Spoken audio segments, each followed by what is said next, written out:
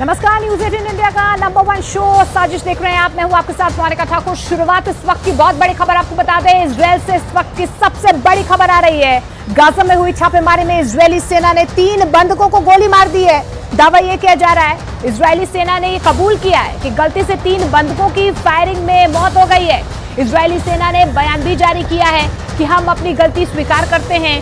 3 बंधकों की मौत के बाद इजरायल की राजधानी तेल अवीव में लोगों ने प्रदर्शन किया है। इन लोगों की मांग है कि हमास के कब्जे में बचे बंधकों को जल्द से जल्द छुड़ाने के लिए प्रधानमंत्री बेंजामिन नेतन्याहू को एक्शन लेना चाहिए। तो प्रधानमंत्री नेतन्याहू की मुश्किल ये हो गई है कि उन्हें बंधकों को भी छुड़ाना है और युद्ध विराम भी नहीं करना है। इस बीच इजरायल हमास युद्ध को लेकर आलोचना झेल रहा अमेरिका डैमेज कंट्रोल में उतर आया है।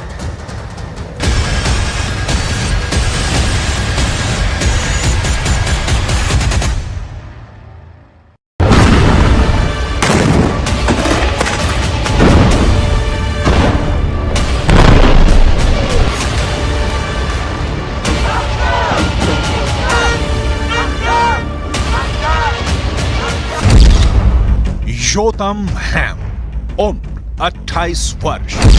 समीर अल तलाल का उम्र 25 वर्ष। अलोन शमरिच, उम्र 26 वर्ष। तीनों युवक हमास के आतंकवादी नहीं हैं, फिलिस्तीनी नहीं है, बल्कि इजरायली है। इजरायल की सेना ने अपने ही 3 नागरिकों को गोली मार दी। क्यों, कहां और कब की डिटेल आपकी स्क्रीन पर है। हम इस घटना की जिम्मेदारी लेते हैं। गाजा सिटी के शेजैया इलाके में एक ग्राउंड ऑपरेशन के दौरान सैनिकों को लगा कि ये लोग उनके लिए खतरा है। गोली मारने के बाद जब शवों के पास पहुंचे तो मारे गए लोगों की पहचान के बारे में संदेह हुआ। बाद में पता चला कि वो इजरायल के ही नागरिक है। मतलब चूक हुई। इजरायली डिफेंस फोर्स की गलत पहचान के चलते की गई फायरिंग में इजरायल के 3 युवकों की मौत हुई है।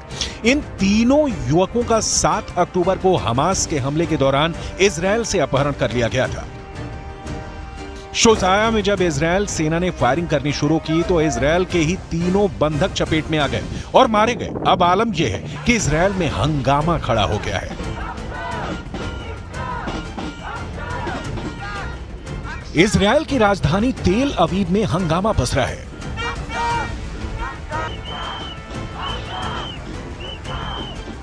नाराज लोगों ने तेल अवीव में इजरायली सेना के हेडक्वार्टर्स के बाहर प्रदर्शन किया है। लोग हाथों में बंधकों की तस्वीर लिए और दिल में दर्द लिए अपनों को जल्दी से जल्दी छुड़ाने के लिए प्रदर्शन कर रहे हैं। क्यों? क्योंकि इजरायली डिफेंस फोर्स यानी आईडीएफ से हो गई है बड़ी चूक। इजरायली डिफेंस फोर्स जमीन पर गाजा को जला रहा है। इंच दर इंच हमास के लड़ाकों की तलाश कर रहा है। जो मिल गए उन्हें ठिकाने लगा रहा है।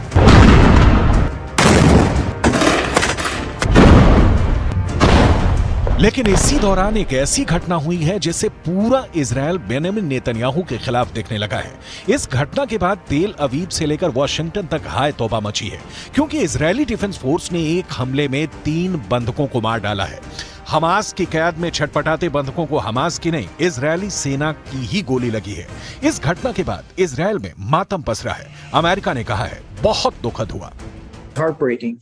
It's tragic, this news coming out of Gaza today about these hostages being killed in the conduct of a raid. I want to be careful here not to speak to too many specifics because we don't have perfect visibility on exactly how this operation unfolded and how this tragic mistake was made. But obviously, this is not an outcome that anybody wanted to see.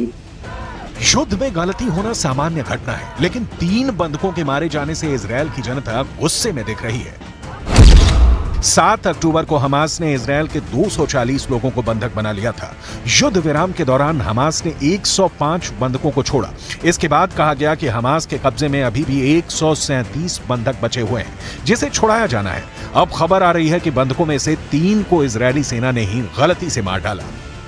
बंधक संकट Benjamin Netanyahu के लिए सबसे बड़ी समस्या बन गया है। बेंजामिन नेतन्याहू देश विदेश से इस दबाव में है कि आम फिलिस्तीनियों की हत्या से इजरायल को बचना चाहिए, लेकिन समस्या यह है कि युद्ध और बंधकों की रिहाई एक साथ नहीं हो सकती। इसलिए हमास युद्ध विराम चाहता है और इजरायल इस युद्ध विराम के लिए राजी नहीं है। इस बीच बंधकों की जान हमास की बंदूक की गोली में अटकी है। बेंजामिन नेतन्याहू के लिए इतना ही नहीं, एक और ताजा मुश्किल आ खड़ी हुई है। अमेरिका के राष्ट्रपति बाइडेन ने इजरायल को जो मशवरा दिया है उसे आपको भी बहुत ध्यान से सुनना और समझना चाहिए। गाजा में जारी अंधाधुंध बमबारी के कारण इजरायल दुनिया का समर्थन खो रहा है। अमेरिका की यह चिंता इसलिए है क्योंकि अमेरिका के संग के कारण ही इजरायल पूरे अरब वर्ल्ड को चैलेंज करते हुए गाजा में बमबारी कर रहा है। बड़ी संख्या में फिलिस्तीनी मारे जा रहे हैं। महिलाओं और बच्चों की मौत देखकर दुनिया का कलेजा मुंह को आ रहा है।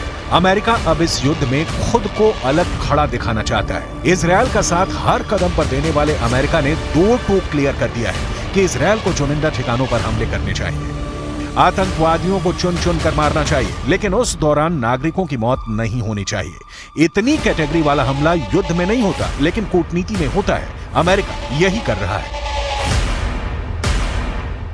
युद्ध खत्म करने की इतनी जल्दी अमेरिका को होती तो ना लाल सागर में और ना ही भूमध्य सागर में अमेरिकी युद्धपोत पहरा दे रहे होते। अमेरिका संयुक्त राष्ट्र में युद्ध विराम के खिलाफ वीटो नहीं करता। अमेरिका इजरायल को बेहद सस्ते और हर संभव हथियार सप्लाई नहीं करता।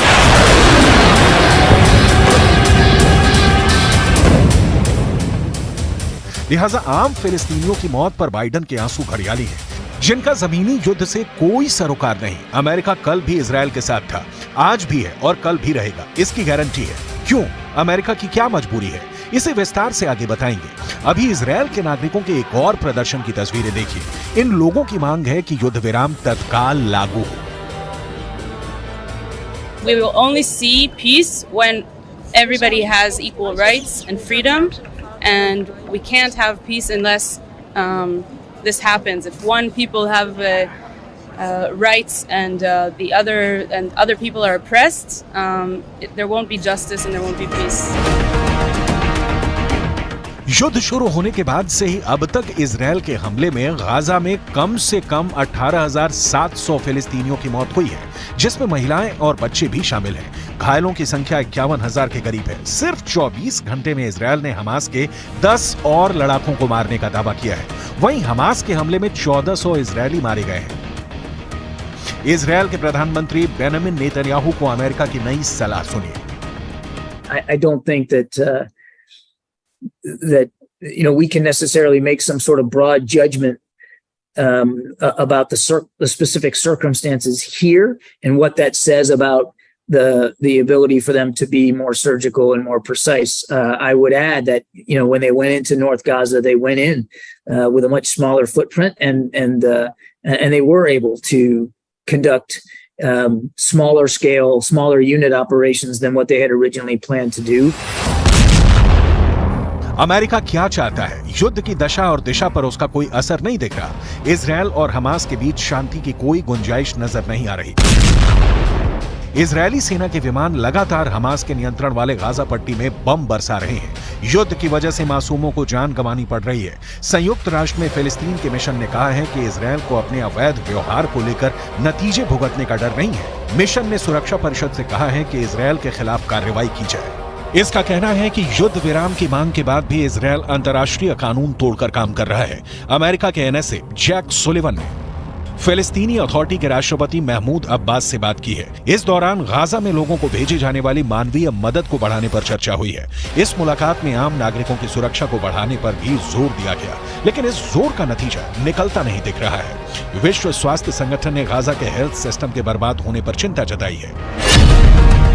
गाजा में 36 अस्पताल थे, जिनमें से सिर्फ 11 ही कुछ हद तक काम कर रहे हैं। इन अस्पतालों में 50,000 से ज्यादा घायलों का इलाज चल रहा है। 7 अक्टूबर से अब तक इजरायल ने गाजा में 22,000 से ज्यादा ठिकानों पर बमबारी की है। इसकी वजह से 19 लाख फिलिस्तीनी बेघर हो गए हैं, जो गाजा की आबादी का 85% हिस्सा है।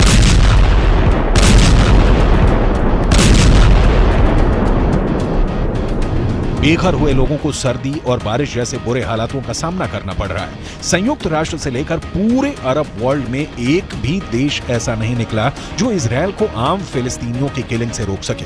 हालांकि किलिंग रोकना तो दूर, ईरान जैसे देश ने तो हमास का साथ देने से ही इनकार कर दिया। लेबनान के हिजबुल्लाह के हमले और यमन से हूथी विद्रोहियों के हमले इजरायल युद्ध में एक डिग्री भर का फर्क नहीं ला सकते। कहा जा रहा है कि गाजा में हमास के लड़ाकों की संख्या ज्यादा से ज्यादा होगी तो 40,000 होगी, लेकिन मौत और मातम पूरा गाजा भोग रहा है।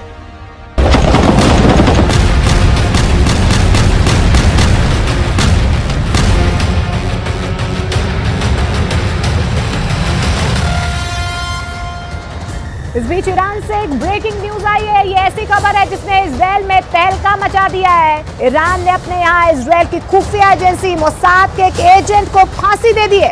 ईरान ने आरोप लगाया है कि मोसाद का वो एजेंट उसकी जासूसी करके इजरायल को सारी खुफिया जानकारी पहुंचा रहा था।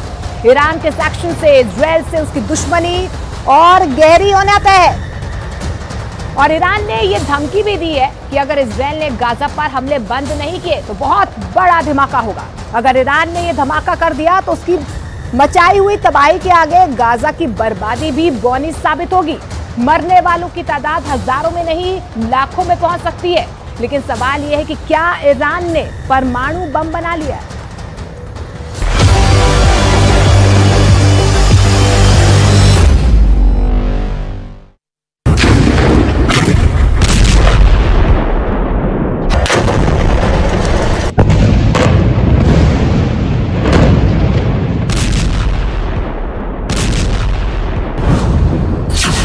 ये धमाके तो बहुत छोटे हैं, बड़ी फिल्म का छोटा सा ट्रेलर है। असली धमाका तो अब होने वाला है और धमाका करेगा ईरान।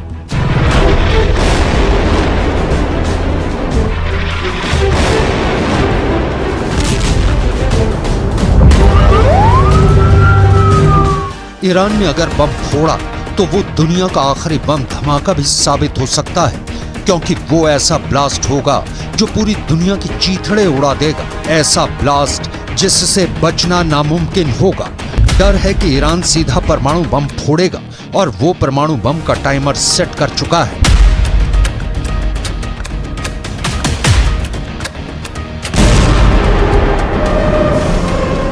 ईरान गुस्से में है, बहुत गुस्से में है।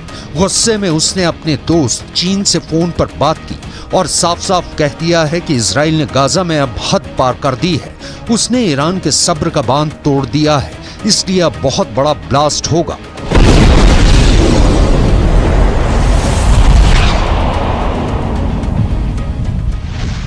در حمایت از غزه اقداماتی انجام داده میشه و اگر این وضعیت ادامه پیدا بکنه هر آن امکان یک انفجار غیر قابل پیش بینی و غیر قابل کنترل در منطقه وجود داره. این چیزی است که آمریکایی‌ها تا امروز درک نکردن و چنانچه درک نکنن پیامدهای اون دامن آمریکا رو هم قطعاً خواهد. ईरान के विदेश मंत्री ने अपने बयान में धमाका शब्द का इस्तेमाल किया और पूरी दुनिया में तहलका मच गया। अमेरिका से लेकर ब्रिटेन और फ्रांस जैसे तमाम पश्चिमी देश खौफ से भर गए हैं। सब सोच में पड़े हैं कि ईरान किस धमाके की बात कर रहा है, आखिर उसके दिमाग में क्या साजिश चल रही है। डर जताया जा रहा है कि कहीं ईरान ने परमाणु बम तो नहीं बना लिया। ईरान करीब 2 दशक से चोरी छिपे परमाणु बम बना रहा है, मगर ये बात वो मानता नहीं। वो कहता है कि उसके न्यूक्लियर प्रोग्राम का हथियारों से कोई लेना देना नहीं, उसका परमाणु कार्यक्रम एकदम शांतिपूर्ण है। मगर करीब 6 साल पहले इजराइल ने बाकायदा सबूतों के आधार पर ईरान के परमाणु कार्यक्रम का भंडाफोड़ किया था।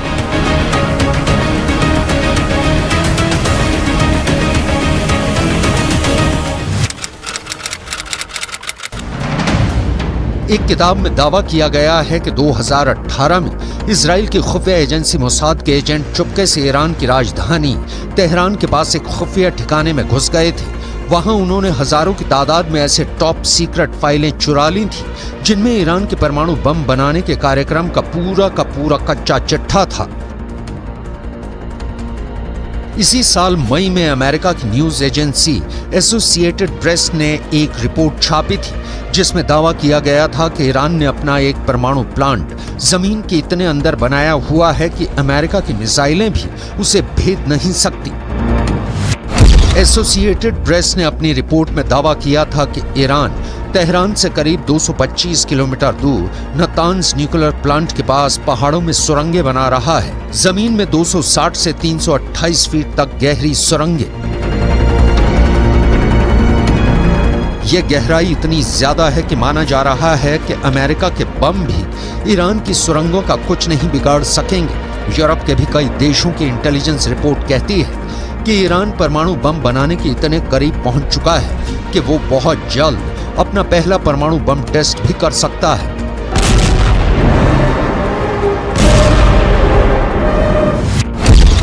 ईरान के परमाणु प्रोग्राम की जांच कर रही है संयुक्त राष्ट्र की न्यूक्लियर एजेंसी IAEA यानी इंटरनेशनल एटॉमिक एनर्जी एजेंसी का तो दावा है कि ईरान परमाणु बम बनाने के लिए इतना यूरेनियम जुटा चुका है कि महज 12 दिन में परमाणु बम बना डालेगा।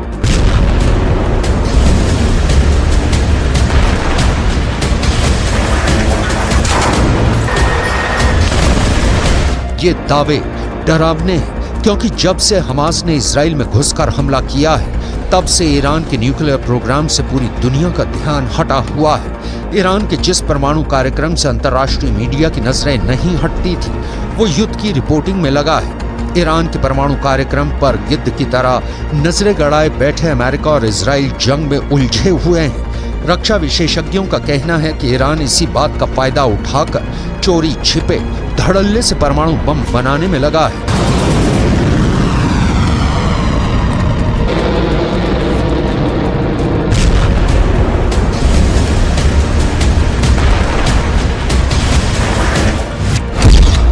सवाल ये है कि क्या 7 अक्टूबर को हमास से इजराइल पर हमला करवाना ईरान की सोची समझी साजिश का हिस्सा था ताकि वो पश्चिमी देशों का ध्यान हमास में भटकाकर आराम से अपना परमाणु बम बना सके। क्या बीते 2 महीने से ईरान परमाणु युद्ध की प्लानिंग कर रहा है?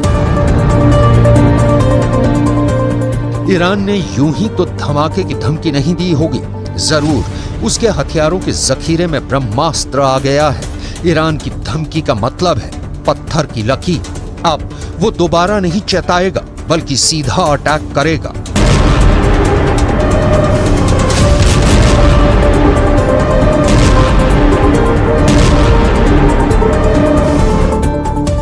ईरान के विदेश मंत्री ने फोन पर चीन के विदेश मंत्री से ये भी कहा कि गाजा की जंग पूरे पश्चिम एशिया में फैल चुकी है। अभी तो बस लेबनान का हिजबुल्लाह और यमन के हूथी विद्रोही हमास के साथ खड़े हैं। आगे चलकर कई और देश इस जंग में कूद जाएंगे। ऐसे में अगर इजराइल ने अब भी हथियार नहीं डाले तो फिर जंगों का ऐसा विस्फोट होगा जिसमें पूरा का पूरा पश्चिम एशिया तबाह हो जाएगा। फोन पर चीन के विदेश मंत्री ने ईरान के विदेश मंत्री को समझाया कि गाजा की जंग का सिर्फ एक ही समाधान है और वो ये है कि इजराइल के साथ फिलिस्तीन के लोगों को भी उनका देश दिलाया जाए। मगर ईरान इजराइल को खत्म करने की कसम खाए बैठा है। वो पहले ही 2 टूक कह चुका है कि पूरे फसाद की जड़ ही इजराइल है। इसलिए जब इजराइल नक्शे से मिटेगा तभी पूरी दुनिया में शांति आएगी।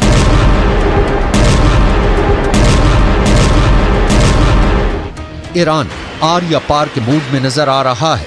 अब तक उसने इजराइल के खात्मे की बस दुआ की है, इजराइल को धमकियां दी हैं और हमास और हिजबुल्लाह से उस पर हमले करवाए हैं, मगर कभी इजराइल से जंग के मैदान में सीधे सीधे 2-2 हाथ नहीं की।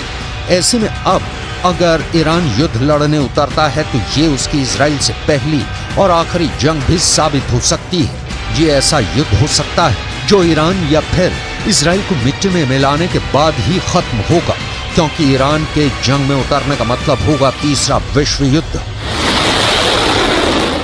जिसमें एक खेमा होगा अमेरिका और इजराइल का और उनके खिलाफ खड़ी होगी उनके दुश्मनों की बहुत बड़ी टीम। ऐसी टीम जिसमें ईरान तो होगा ही, उसके साथ होगा चीन और उन दोनों का दोस्त रूस भी। अगर ये युद्ध हुआ तो शायद दुनिया ही टुकड़े टुकड़े हो जाए, क्योंकि इन सभी देशों के पास दुनिया को खत्म कर देने वाले खतरनाक परमाणु बम हैं। अमेरिका के पास 5224 परमाणु बम है और उसके साथ ही इजराइल के पास 90 और इनके साथ खड़े रूस और चीन के पास परमाणु हथियारों का जखीरा है। रूस के पास दुनिया में सबसे ज्यादा परमाणु बम है। उसके परमाणु बमों की संख्या 5889 है। यह आंकड़ा अमेरिका के परमाणु हथियारों से भी ज्यादा है। वहीं चीन के पास 410 परमाणु बम है। ऐसे में अगर अपनी ताकत की नुमाइश की कोशिश और दिमाग की गर्मी में परमाणु बम चलाने का फरमान पास हो गया तो तबाही मच जाएगी।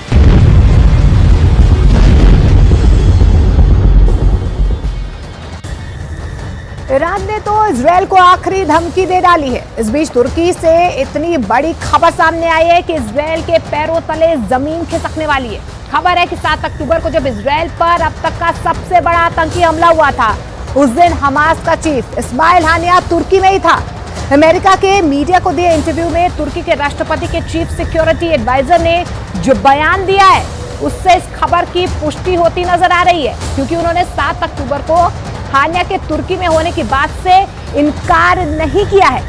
अगर ये खबर पक्की है तो न सिर्फ इजरायल बल्कि अमेरिका और पूरे के पूरे नेटो के लिए बहुत बड़ा झटका है। लेकिन सवाल ये है कि क्या इजरायल पर हमास के अटैक का मास्टरमाइंड तुर्की था?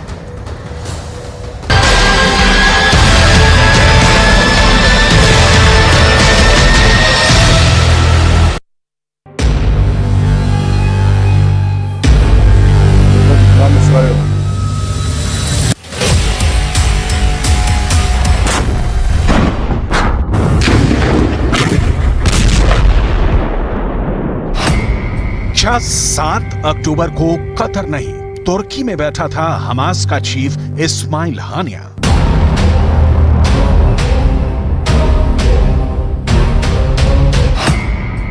क्या 7 अक्टूबर को तुर्की में बैठकर इजरायल में खून खराबे का जश्न मना रहा था हानिया?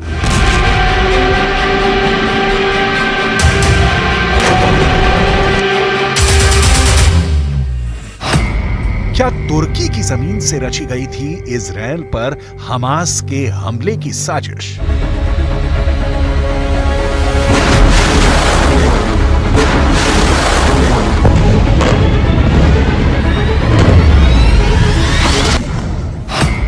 क्या तुर्की के राष्ट्रपति एर्दोगान ने सुनाया था हमास को इजरायल में कत्लेआम मचाने का फरमान?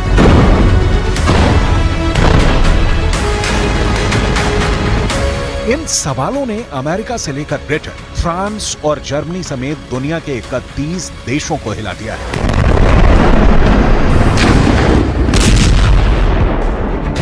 पूरे के पूरे नाटो में हड़कंप मच गया है।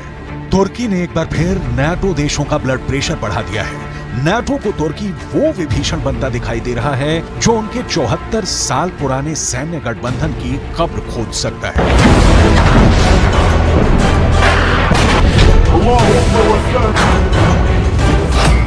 तो क्या इजरायल की जंग नाटो के टुकड़े टुकड़े कर दी?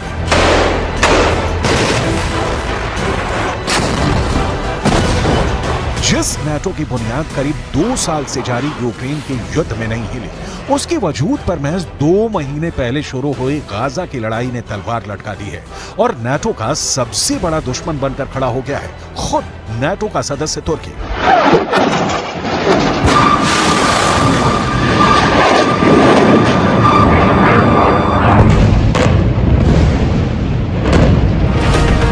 तुर्की इस जंग में खुल्लम खुल्ला हमास के साथ खड़ा है और इजरायल पर आग उगलने में लगा है। अब खबर यह है कि अंतर्राष्ट्रीय मीडिया में चल रही कुछ रिपोर्ट्स में कहा जा रहा है कि 7 अक्टूबर के दिन जब हमास के करीब 3000 लड़ाके इजरायल में घुसे थे, उस दिन हमास का चीफ इस्माइल हानिया तुर्की में बैठा था, जबकि अब तक ये माना जा रहा था कि हानिया कतर में छिपा हुआ है। इजरायल पर हमले के दिन हानिया के तुर्की में होने की खबर को तब और हवा मिल गई जब अमेरिकी न्यूज चैनल CNN को दिए एक इंटरव्यू में तुर्की के राष्ट्रपति के चीफ सिक्योरिटी एडवाइजर ने इस बात से सीधे सीधे इनकार नहीं किया।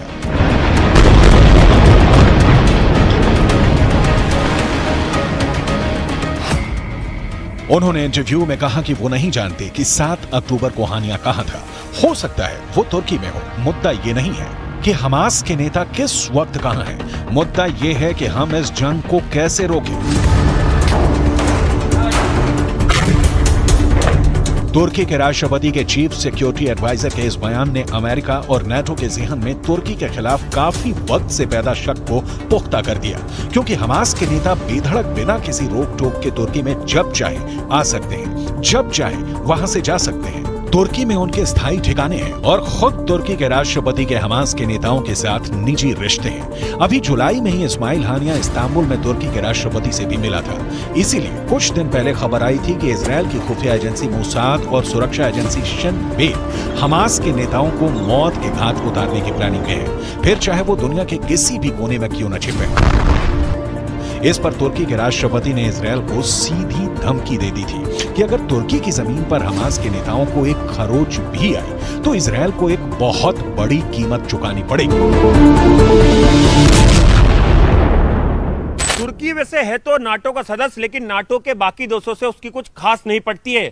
यहां तक कि नाटो की अगुवाई करने वाले अमेरिका तक को आंख दिखाता है और उनकी बात नहीं मानता है। यहां तक कि जर्मनी से भी तुर्की के अच्छे रिश्ते नहीं है और ग्रीस से तो उसकी जंग होते होते बची है।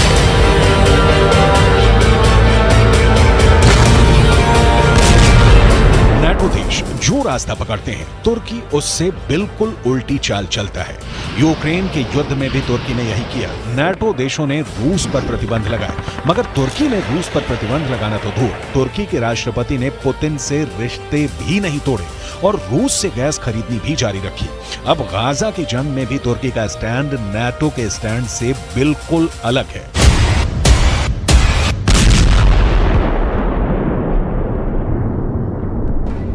इजरायल पर हमला होते ही अमेरिका, फ्रांस, ब्रिटेन और जर्मनी जैसे बड़े बड़े नाटो देश हमास पर बुरी तरह भड़क गए थे।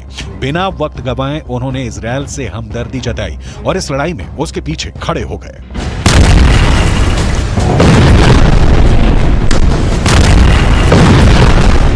हमले के चंद दिन के अंदर अमेरिका के बाइडेन, फ्रांस के इमैनुअल मैक्रोन, ब्रिटेन के ऋषि सुनक और जर्मनी के ओलाफ शॉल्ज इजरायल का साथ देने, उसका हौसला बढ़ाने के लिए सीधा इजरायल पहुंचे और हमास को मिट्टी में मिलाने की कसम खा ली। मगर तुर्की के राष्ट्रपति रेजेप ताइप एर्दोआन ने तो इजरायल को ही आतंकी देश बता दिया है। वो इजरायल पर तमतमाए हुए हैं। इजरायल के प्रधानमंत्री बेंजामिन नेतन्याहू को गाजा का कसाई बुला रहे हैं। एर्दोआन तो यहां तक कह चुके हैं कि नेतन्याहू ने गाजा में जिस बेरहमी से मासूम लोगों को मौत के घाट उतारा है, उसके लिए इंटरनेशनल क्रिमिनल कोर्ट में उन पर युद्ध अपराध का मुकदमा चलेगा।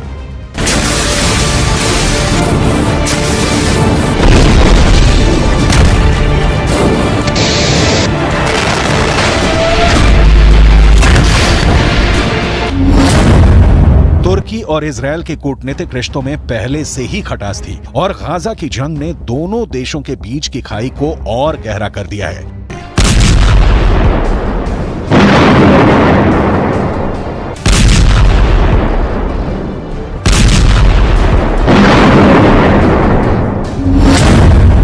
अमेरिका ने हमास को आतंकी संगठन घोषित किया हुआ है, मगर हमास तुर्की का दोस्त है। दोनों के रिश्ते बरसों पुराने हैं। तुर्की में मुस्लिम आबादी बहुसंख्यक है और फिलिस्तीन भी अरब मुस्लिम है और खुद तुर्की के राष्ट्रपति एर्दोआन तो फिलिस्तीन के कट्टर समर्थक रहे हैं। उन्होंने हमेशा फिलिस्तीन की अलग देश की मांग का समर्थन किया है।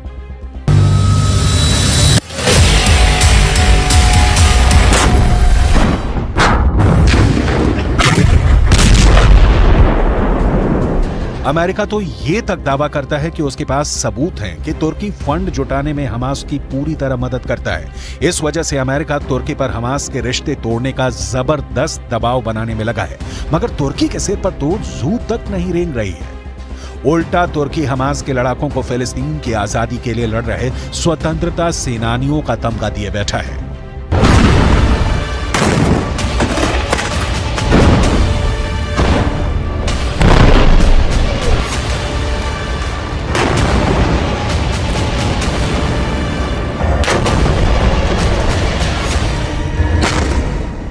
तुर्की कहता है कि वह हमास के नेताओं से इसलिए बातचीत करता है क्योंकि वह जंग रुकवाना चाहता है और शांति चाहता है। यहां तक कि जब अमेरिका के राष्ट्रपति बाइडेन और एर्दोआन की फोन पे बात हुई तो एर्दोआन ने उन पर ही गाजा की जंग रुकवाने का दबाव डाल दिया।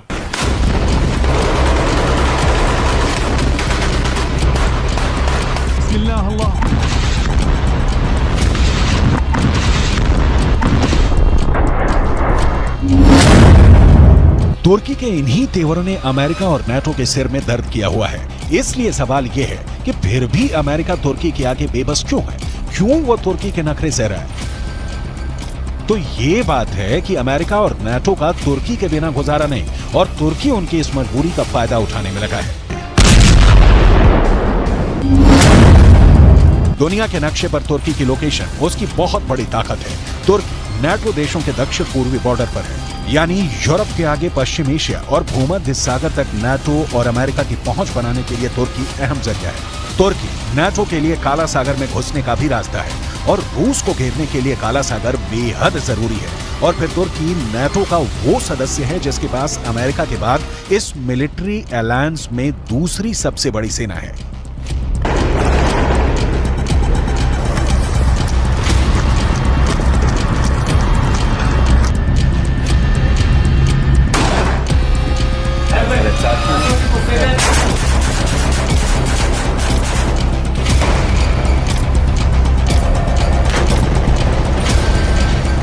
और तो तुर्की नाटो के लिए जमीन पर और समंदर में भी अड्डे मुहैया करा सकता है। ऐसे में नाटो और अमेरिका तुर्की जैसे देश को खोने का खतरा नहीं उठा सकते, क्योंकि उनके रूस और चीन जैसे सबसे बड़े दुश्मन तुर्की को अपने खेमे में लेने के लिए तैयार खड़े हैं।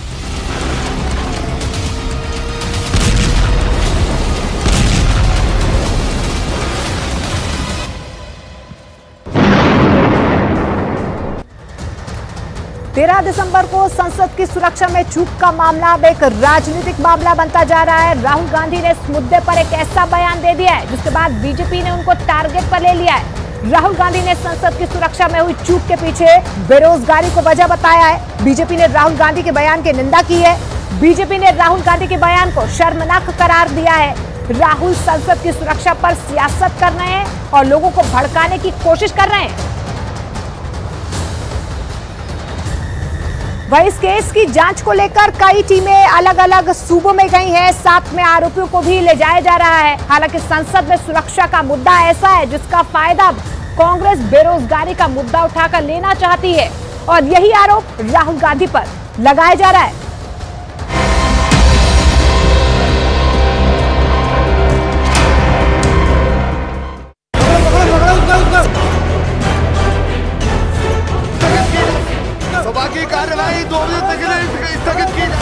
अनुसंधान अपनी जगह पे लॉजिकल एंड तक जाएगी, किसी भी दोषी को छोड़ा नहीं जाएगा।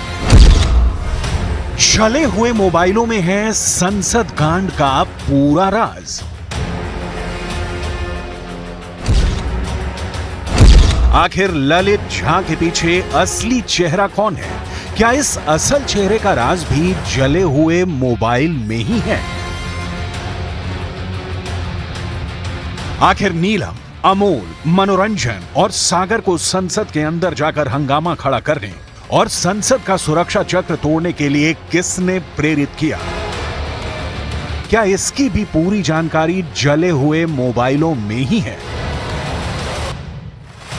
अगर कई महीनों से संसद के अंदर उपद्रव करने की यह साजिश रची जा रही थी, तो इसका मतलब साफ है कि इन सभी मोहरों के पीछे कोई ना कोई बड़ा चेहरा जरूर है, क्योंकि संसद के अंदर घुसकर स्मोक स्प्रे का इस्तेमाल कर पूरे देश को हैरान करने की इतनी बड़ी साजिश किसी संगठन के आम कार्यकर्ता के बस की बात नहीं है।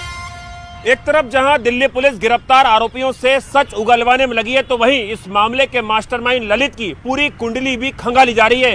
यही नहीं, इस मामले पर अब जमकर राजनीति भी शुरू हो गई है। राहुल गांधी और बीजेपी के बीच अब ये मुद्दा सिर्फ संसद की सुरक्षा में चूक या शांति व्यवस्था को भंग करने या अशांति पैदा करने का ही नहीं है। ये सिर्फ संसद में उपद्रव का मुद्दा नहीं है। अब राहुल गांधी इसे एक राजनीतिक मुद्दा बनाने की कोशिश कर रहे हैं। और अब ये सवाल उठना भी लाजमी है कि क्या इस राजनीतिक मुद्दे को कांग्रेस पार्टी भविष्य में इस्तेमाल करना चाहती है? आखिर क्या है राहुल गांधी का वो बयान जिस पर बीजेपी का विरोध शुरू हो गया है? बीजेपी की तरफ से राहुल गांधी पर क्या पलटवार किया गया है? ये सारे बयान आपको सिलसिलेवार आगे दिखाने वाले हैं, लेकिन सबसे पहले बात करेंगे महेश की, क्योंकि पूरे मामले में सबसे ताजा गिरफ्तारी महेश की ही है। कौन है ये महेश और क्यों इसकी गिरफ्तारी को बहुत ज्यादा अहम माना जा रहा है, इस पर पहले बात करेंगे। महेश की लोकेशन राजस्थान के नागौर में पाई गई थी और इस संसद कांड में महेश का रोल संसद कांड को अंजाम देने वाले सभी उपद्रवियों के लिए रहने का इंतजाम करना था। इतना ही नहीं, महेश वही शख्स है जिसने इस पूरे मामले के मास्टरमाइंड कहे जा रहे ललित झा के साथ मिलकर संसद कांड आरोपियों के मोबाइल भी नष्ट कर दिए हैं। मामले को आगे विस्तार से समझने के लिए एक बार फिर पूरी घटना को समझना पड़ेगा। दरअसल 13 दिसंबर को सागर और मनोरंजन नाम के 2 आरोपी संसद के अंदर घुस गए थे और संसद में दर्शक दीर्घा से लोकसभा सांसदों के फ्लोर की तरफ कूदकर सीटों पर चढ़ गए थे। उसी वक्त संसद के बाहर भी स्मोक स्प्रे छोड़ा जा रहा था। यानी उस वक्त 13 दिसंबर को 2 लोग संसद के अंदर उपद्रव मचा रहे थे, सागर और मनोरंजन, और 3 लोग संसद के बाहर मौजूद थे, नीलम, अमोल शिंदे और ललित झा। अब बड़ी बात यह है कि बेहद शातिर ललित झा मौके से फरार हो गया था और वो सागर, मनोरंजन, नीलम और अमोल शिंदे के मोबाइल लेकर फरार हुआ था। पूछताछ से पता चला है कि ललित झा ने इन चारों ही मोबाइलों को राजस्थान ले जाकर जला दिया है।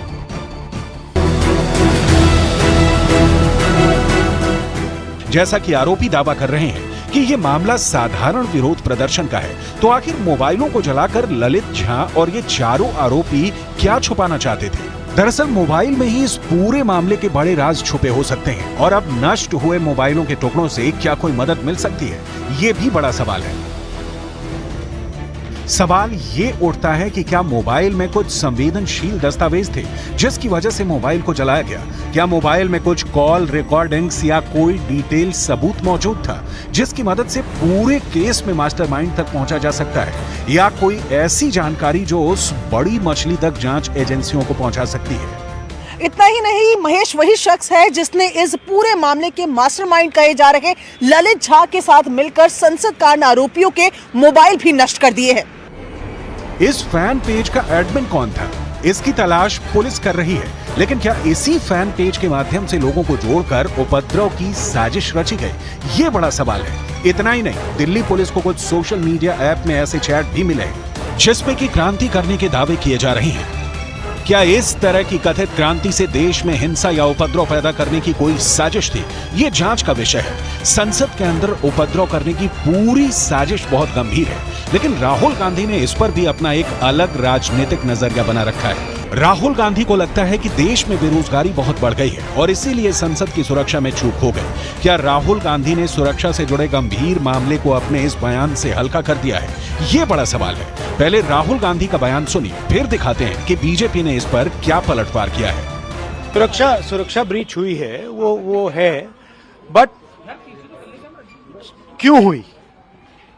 जो देश में सबसे बड़ा मुद्दा है, बेरोजगारी का मुद्दा, जो पूरे देश में उबल रहा है, मोदी जी की पॉलिसीज के कारण हिंदुस्तान के युवाओं को रोजगार नहीं मिल रहा है, तो ब्रीच जरूर हुई है, बट इसके पीछे कारण बेरोजगारी है और महंगाई है। वो एक ऐसे युवा नेता है जो कई चीजें कह जाते हैं, समझे ना। वो पार्लियामेंट में उनकी पार्टी के साथ जुड़े हुए कुछ लोग, उनकी विचारधारा के साथ जुड़े हुए कुछ लोगों ने वो छलांग मारी है और वो कहते हैं इसका कारण अनएम्प्लॉयमेंट है। अब ऐसे किसका कारण क्या होता है, इसमें मैं क्या करूं? अब वो टिप्पणी देते हैं, लोग हंसते हैं, अब क्या करेंगे। राहुल गांधी के बयान के बाद बीजेपी की तरफ से इस पर एक प्रेस कॉन्फ्रेंस की गई जिसमें राहुल गांधी से कई कठिन सवाल पूछे गए हैं।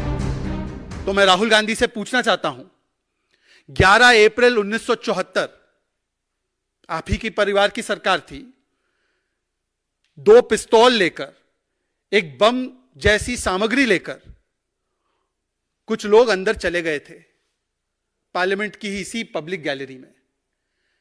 क्या आप मानते हैं, आप स्वीकारते हैं कि ये उस समय की सरकार की बेरोजगारी और महंगाई की वजह से वो चले गए थे?